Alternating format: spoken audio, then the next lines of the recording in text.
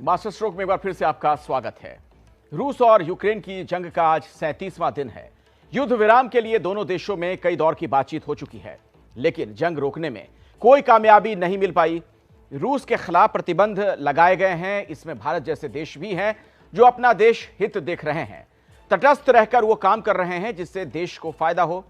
हम सब जानते हैं लड़ाई का असर कच्चे तेल की कीमतों पर पड़ा है। रूस ने बेहद सस्ते में तेल का ऑफर दिया तो भारत ने स्वीकार कर लिया, पर इससे अमेरिका खुश नहीं। अमेरिका के डेप्यूटी एनएसए भारत आकर धमकी भरी भाषा का इस्तेमाल करते हैं।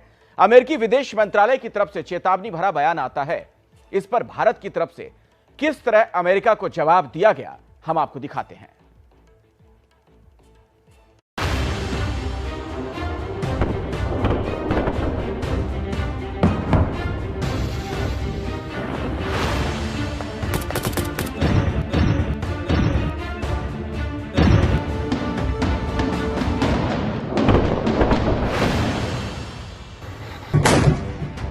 रूस और यूक्रेन की जंग खत्म होने का नाम नहीं ले रही है। रोज लोग मर रहे हैं, रोज यूक्रेन में किसी न किसी शहर का हिस्सा तबाह हो रहा है।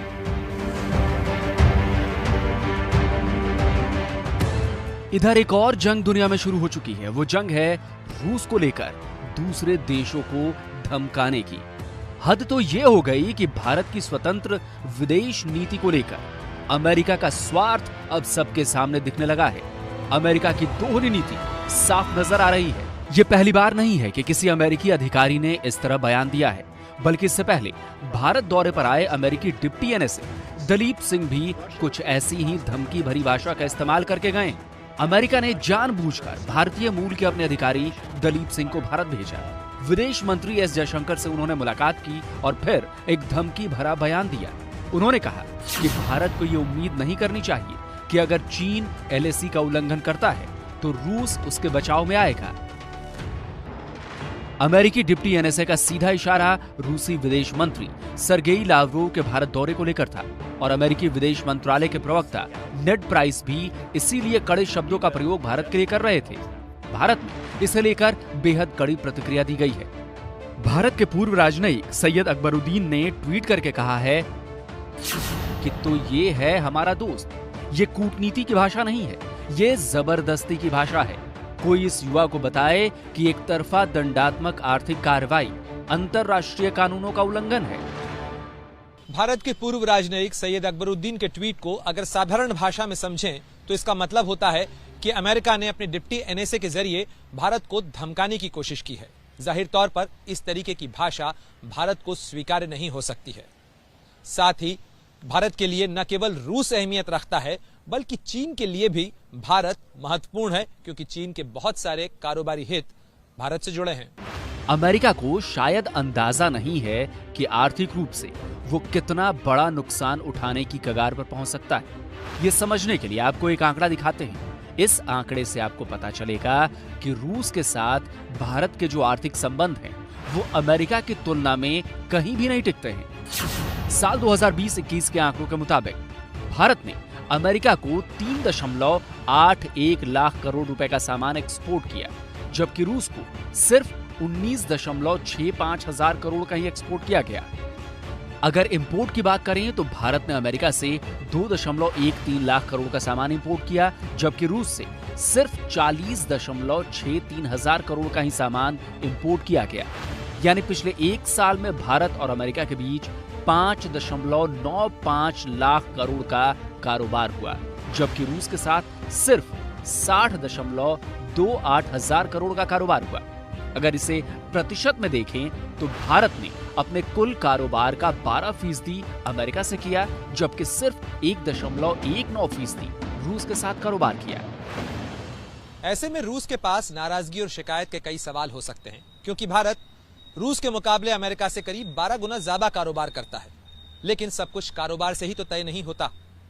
इतिहास गवाह है कि रूस ने मुश्किल की घड़ियों में भारत की कई बार मदद की है, जबकि बीते 75 सालों के इतिहास में ऐसे कई मौके आए हैं जब भारत को अमेरिका से पाबंदियां और परेशानियां मिली हैं। अमेरिका के दोहरे रवैये की वजह सिर्फ यही नहीं है।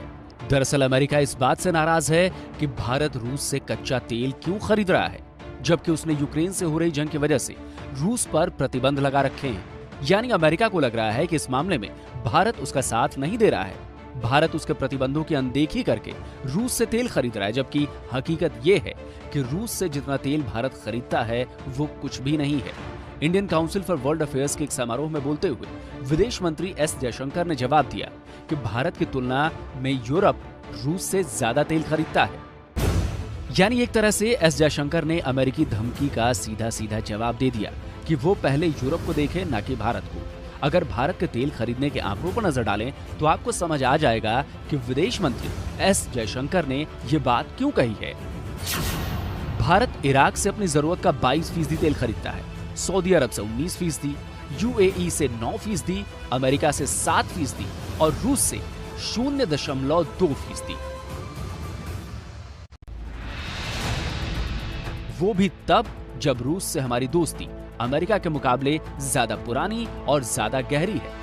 अमेरिका की नीति भले ही हाल के वर्षों में कुछ बदली हो, लेकिन भारत ये जानता है कि अमेरिका ने भारत के सबसे बड़े दुश्मन पाकिस्तान को अपने आधुनिक हथियारों से लैस किया, जिसके बाद 1965 की लड़ाई हुई। भारत को याद है कि जब 1971 में पाकिस्तान से तीसरी जंग हुई, तब अमेरिकी राष्ट्रपति ने भारत से लड़ने और पाकिस्तान की मदद करने के लिए अपना 7वां बेड़ा भेजा था। लेकिन ये रूस ही था जो भारत के साथ खड़ा रहा और अमेरिकी बेड़े को घुसने तक नहीं दिया। We have a very good relations with Russia. We get most of our armaments from Russia. Russia has helped us in the United Nations. Russia has said that Kashmir is a part of India, which America has never said, Britain has never said, France has never said. दरअसल America भी इस बात को जानता है कि रूस के साथ भारत के रिश्ते बेहद पुराने और मजबूत हैं। इसका सबूत भी रूसी विदेश मंत्री सर्गेई लावरोव की भारत यात्रा के दौरान भी मिला। रूसी विदेश मंत्री ने रूस यूक्रेन युद्ध के बीच भारत की भूमिका को लेकर जो कुछ कहा, उससे ये पता लगता है कि रूस के लिए भारत की बात कितना वजन और अहमियत रखती है।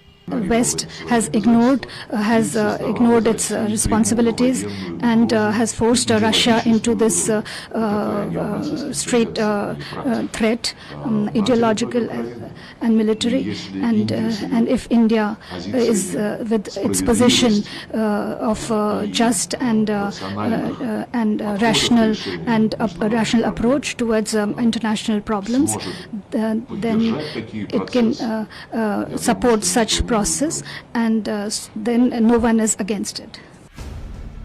भारत से रवाना होने से पहले लावरोव ने पीएम मोदी से भी मुलाकात की। उन्होंने राष्ट्रपति पुतिन द्वारा दिया गया शुभकामना संदेश पीएम मोदी को दिया। साथ ही यूक्रेन से चल रही जंग में शांति प्रयासों के लिए चल रही बातचीत की जानकारी भी दी। साथ ही भारत और रूस भविष्य में किस तरह आगे बढ़ेंगे, इस पर भी चर्चा की। पीएम मोदी ने लावरोव से मुलाकात में रूस यूक्रेन संघर्ष विराम को लेकर भारत की अपील को दोहराया और साथ ही प्रस्ताव दिया है कि भारत भी शांति प्रयासों में योगदान देने के लिए तैयार है। यानी कुल मिलाकर भारत ने अमेरिका के सामने अपनी स्थिति और नीति दोनों ही स्पष्ट कर दी। भारत का संदेश एकदम साफ है कि उसके फैसले सिर्फ और सिर्फ देश हित को ध्यान में रखकर किए जाते हैं। भारत की विदेश नीति स्वतंत्र है और ये किसी के दबाव में आकर बदली नहीं जाएगी।